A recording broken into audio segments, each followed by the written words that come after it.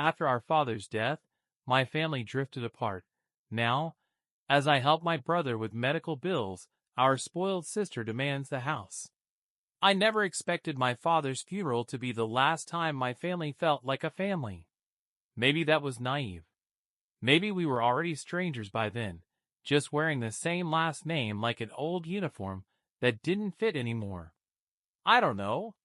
I just remember standing there, watching the casket lower, and realizing that whatever held us together had just been buried too. We didn't fall apart immediately. That would have been too honest. It was slow, like a fraying rope. First, the calls became less frequent. Then, the group text stopped. My brother, Elijah, and I were the only ones still making an effort.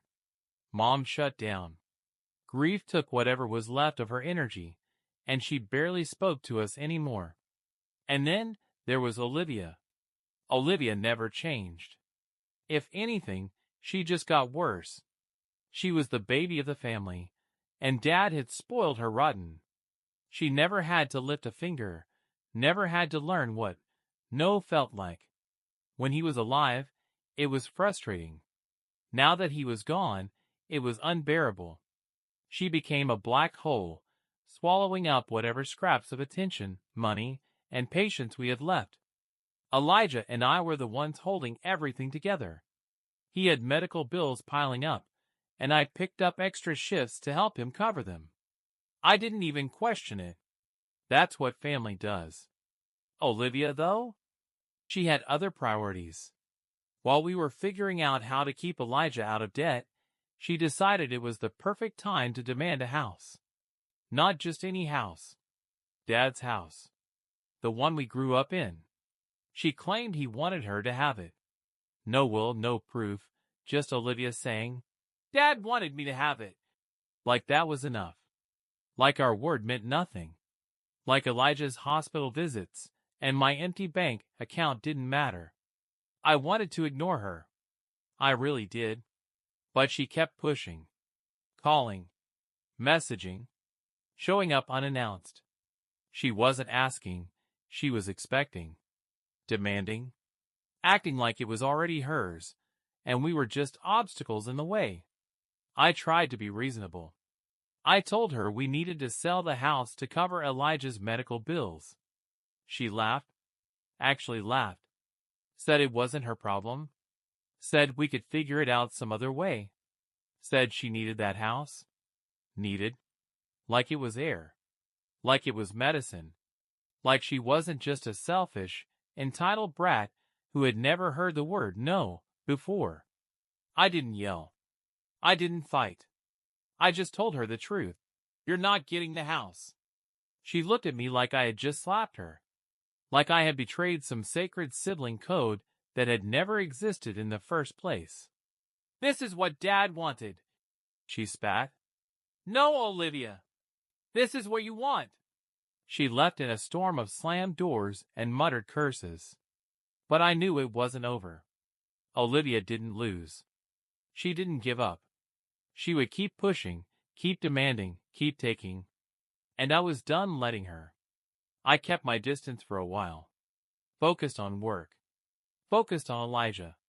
I figured if I ignored Olivia long enough, she'd move on, find some other way to get what she wanted. But Olivia had never learned how to lose. A few weeks later, I came home to find Mom sitting at the kitchen table, staring at a pile of papers. Her face was blank, empty, the way it had been since the funeral. I set my bag down, heart already sinking. She wants the house, Mom said quietly. I know.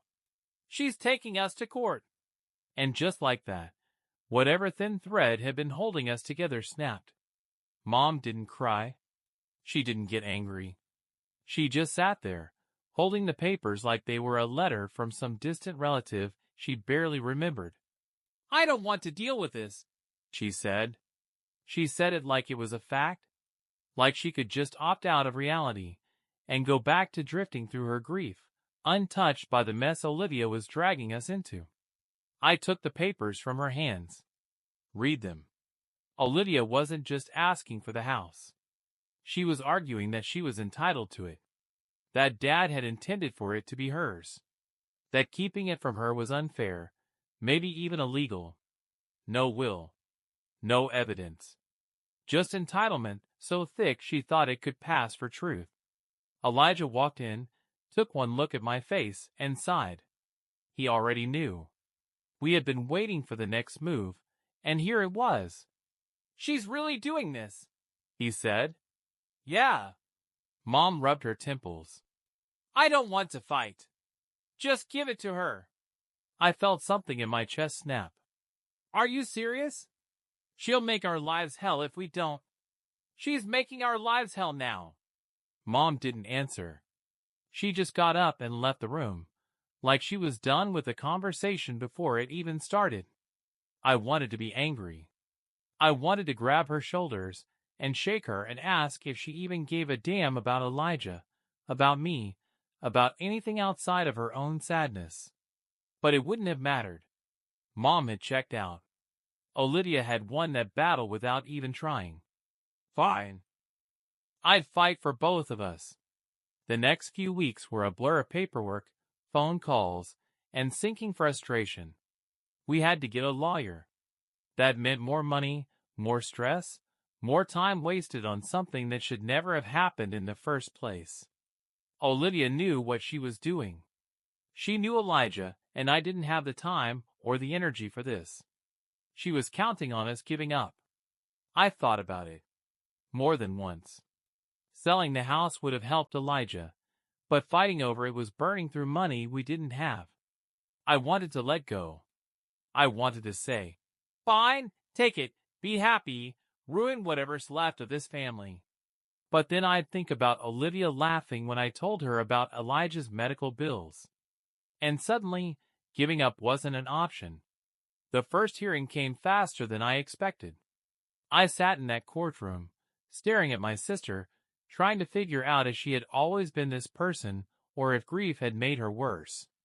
I didn't recognize her. She sat with her lawyer like she was the victim here, like we had done something to her. I didn't say a word. I just let our lawyer do the talking. Olivia's argument was weak. She had nothing, just her word and her audacity. It should have been easy. Open and shut. But nothing about Olivia was ever easy. She cried. She played the grieving daughter. She told the judge she had been Dad's favorite, that she had been the closest to him, that he had always promised her the house. She made it sound like we were robbing her, like we were the selfish ones. I sat there, listening, trying not to let my face betray the fury building in my chest. Elijah stared at his hands. He had no energy for this. He barely had the energy to be here. I thought about Dad. About the way he used to defend Olivia no matter what she did. I wondered if he would have let her do this to us. I wondered if he would have stopped her. Then I remembered he never had before. The judge didn't make a decision that day. More hearings. More waiting. More money down the drain. When we left the courtroom, Olivia smiled at me. Actually smiled. Like this was a game she was winning. Like she had all the time in the world to drag this out until we broke. I smiled back. Let her think she was winning. Let her think I was close to breaking. I wasn't. Not yet. The waiting was the worst part. Not knowing if we were going to win. Not knowing if I had just wasted months of my life fighting over a house that should have never been Olivia's to begin with. Every call from the lawyer made my stomach drop. Every piece of mail with legal letterhead felt like a gut punch before I even opened it. Olivia, though? She was thriving. She posted about the case on social media, twisting the story until she was the poor, grieving daughter fighting against her cruel siblings. People ate it up. The comments were filled with sympathy and outrage on her behalf. Strangers called us selfish. Friends we hadn't spoken to in years sent her messages of support. Even extended family, people who had barely been around when Dad was alive, started weighing in. I stopped checking. I stopped caring. Olivia had always been good at making herself the victim. But words wouldn't win her the case. Facts would. And facts were the one thing she didn't have. The final hearing came faster than I expected. Maybe because I had stopped counting the days. Maybe because I had stopped expecting a clean ending. We sat in that cold, lifeless courtroom again, listening to lawyers argue over a house that was never meant to be Olivia's. She was dressed for the occasion. Soft colors, understated makeup, every detail designed to make her look like the wounded little sister just trying to claim what was rightfully hers. I didn't dress for sympathy. I didn't care how I looked. I just wanted this to be over. Her lawyer made his final argument. Our lawyer made ours. The judge barely looked at any of us. Then she ruled. We won. Just like that. The house wasn't Olivia's. The case was closed. No more appeals, no more hearings, no more wasted time. Elijah let out a breath like he had been holding it for months. I didn't react at all, because I knew it wasn't over. Olivia didn't scream. She didn't cry. She didn't make a scene in the courtroom. But the second we stepped outside, she was on me. This isn't over. I ignored her. You think you won? She laughed. You have no idea what you just did. I kept walking. I don't know what she expected. Maybe she thought I would feel guilty. Maybe she thought I would back down, let her move in any way, let her take what she had no right to take. I didn't. Elijah and I sold the house. We paid off his medical bills. We walked away. Mom didn't speak to me for weeks. When she finally did, all she said was, "You could have handled it differently." I could have. I didn't. Olivia sent me a single text months later. Just 4 words. I hope you're happy. I didn't answer. Maybe she thought she had lost something. That I had taken something from her. But the truth was, I had let something go. And I had never felt lighter.